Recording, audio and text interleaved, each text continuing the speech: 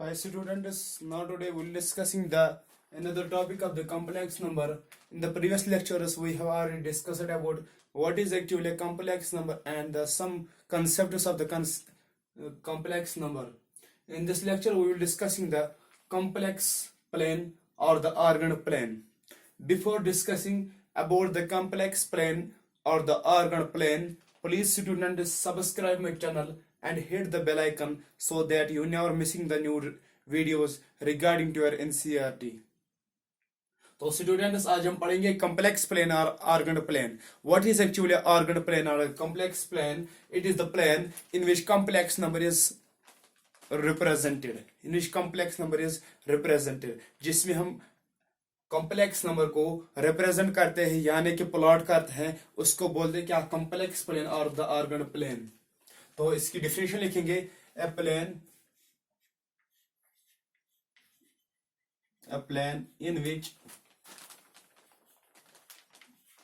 in which complex number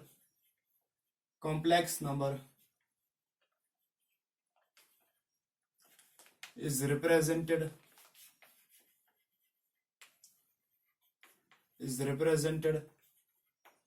is called the complex plane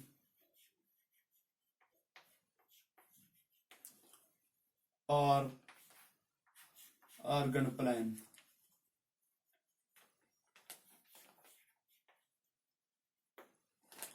यानी कि जिसमें कॉम्प्लेक्स नंबर को रिप्रेजेंट करते हैं यानी कि प्लॉट करते हैं, उसको क्या बोलते हैं हम? ऑर्गन प्लेन या कॉम्प्लेक्स प्लेन. हम कार्डिनेट सिस्टम बनाएंगे. Cardinal coordinate system. This is the x axis, this is the x axis and this one is y axis. X axis is called the real axis. X axis is called the real axis and the y axis is called the imaginary axis.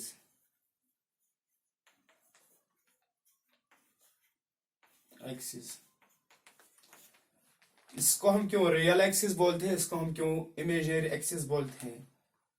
यहां पर this is the origin, जिसमें हम real part को represent करते हैं. वो क्या है? Real part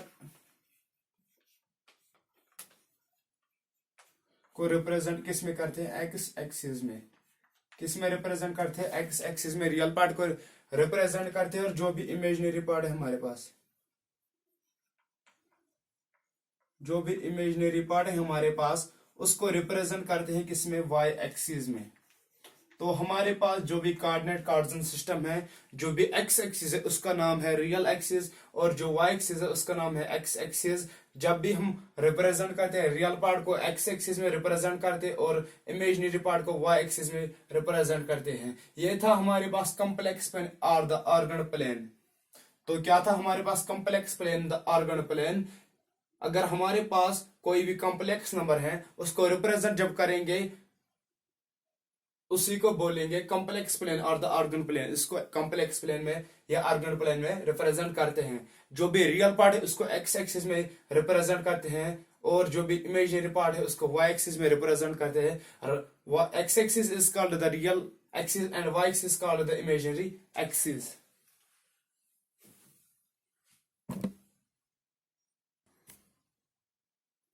Now we will discussing the another topic, that is argument of the complex number.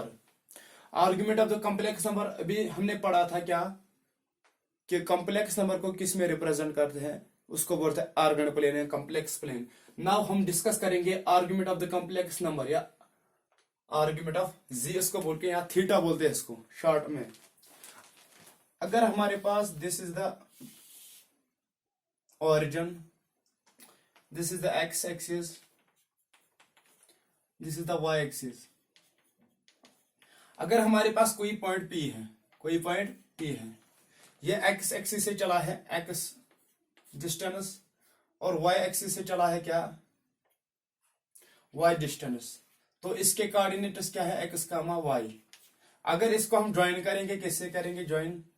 OP से. यानी कि इसको हम पोजीशन वेक्टर भी बोल सकते हैं। जैसे वेक्टर्स में हम बोलते थे origin to any point with respect to origin is called the position vector.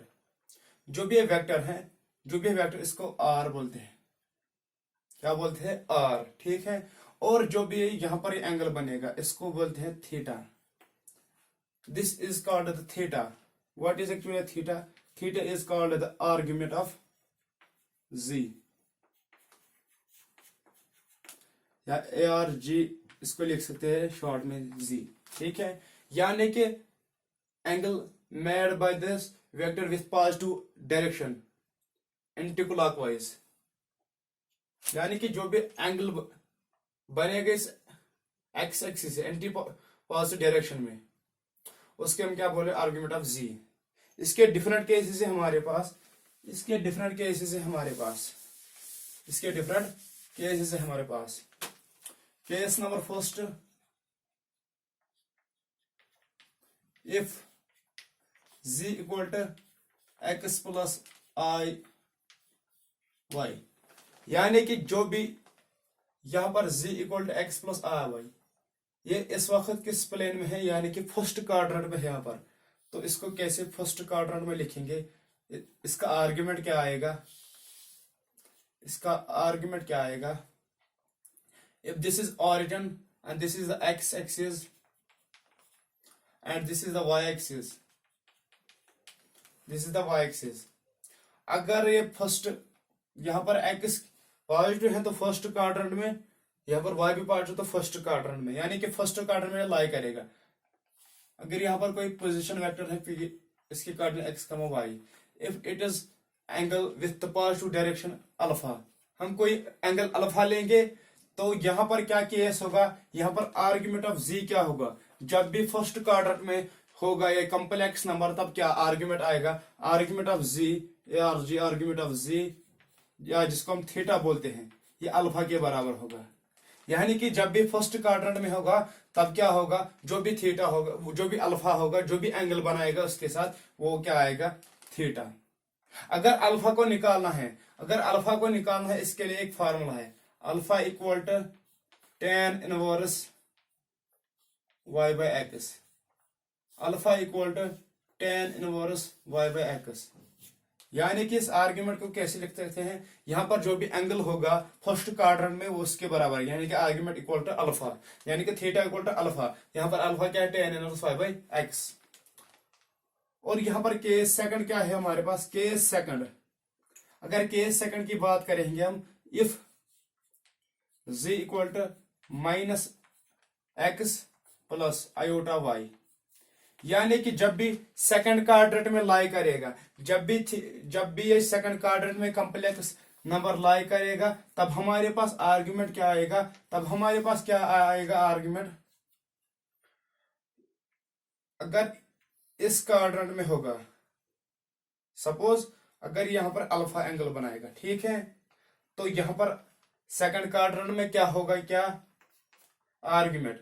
तो सेकंड क्वाड्रेंट में आर्ग्यूमेंट क्या होगा? A R G, argument of z equal to theta equal to क्या आएगा यहाँ पर? यहाँ पर आएगा पाई माइनस अल्फा, यानी कि पाई माइनस अल्फा क्या आएगा? थीटा, यानी कि आर्ग्यूमेंट ऑफ जेड। तो सेकंड केस क्या बना हमें? जब भी सेकंड क्वाड्रेंट में लाई करेगा ये कॉम्प्लेक्स नंबर, तब आर्ग्यूमेंट आएगा थीटा पाई माइनस अल्फा, यानी कि एंगल। फर्स्ट में क्या था? जो भी अल्फा था वो थीटा के बराबर था। दूसरे में क्या है? Pi minus alpha. अब जो हमारे पास तीसरा है, तीसरा क्या है हमारे पास? तीसरा केस, जो भी थर्ड केस है हमारे पास, if z equal to minus x minus iota Y, यानी कि जब भी ये केस नंबर थर्ड क्या है? जब भी थर्ड क्वाड्रेंट में लाई करेगा ये, जब भी थर्ड क्वाड्रेंट में लाई करेगा तो वहां पर आर्ग्यूमेंट ऑफ जेड क्या होगा? अगर यहां पर ये अल्फा बनाएगा तो यहां पर आर्ग्यूमेंट ऑफ जेड क्या आएगा? आर्ग्यूमेंट ऑफ जेड जब भी थर्ड क्वाड्रेंट में लाई करेगा, argument of z equal to theta equal to alpha minus pi, alpha minus पाई।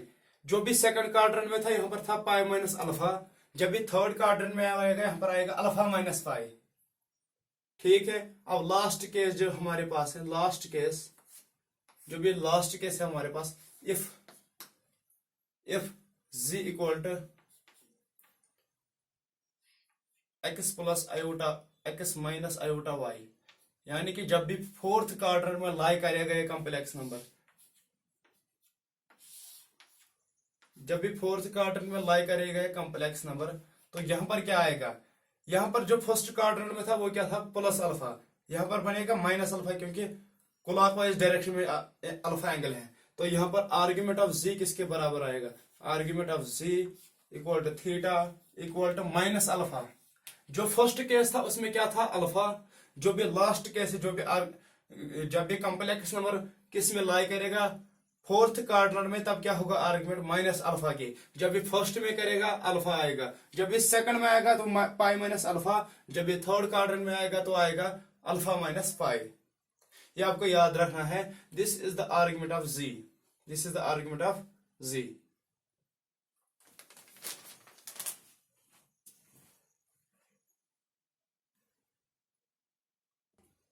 अब हमारे पास और एक टॉपिक है, that is polar form of the complex number, that is polar form of z. अभी तक हमने पढ़ा था Cartesian form, that is z equal to x plus iota y। तो ये क्या था हमारे पास, ये था हमारे पास कार्टेशियन फॉर्म। अब हम पोलर फॉर्म पढ़ेंगे। तो पोलर फॉर्म हमारे पास क्या है, z equal to r into cos theta plus iota sine theta. ये है हमारे पास polar form, where r is the argument of z, that is r equal to x square plus y square, that is modulus of the z। ठीक है। तो उसके बाद हमारे पास और एक फॉर्म है जो आपके सिलेबस में नहीं, लेकिन इंजीनियर मैथमेटिक्स में है, दैट इज एक्सपोनेंशियल फॉर्म। आप ये भी याद रखो, एक्सपोनेंशियल फॉर्म, एक्सपोनेंशियल फॉर्म।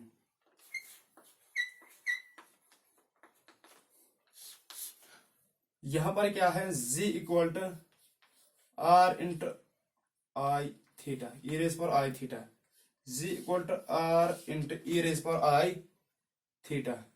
यह हमारे पास एक्सपोनेंशियल फॉर्म है, यह हमारे पास पोलर फॉर्म है। ये थी हमारे पास क्या, ये थी हमारे पास कार्टेशियन फॉर्म, ये थी हमारे पास कार्टेशियन फॉर्म। तो पोलर फॉर्म क्या है हमारे पास, z equal to r into cos theta plus iota sine theta, where r is equal to the under root square root of x square plus y square. This is the exponential form, that is z equal to r into e raised power I theta.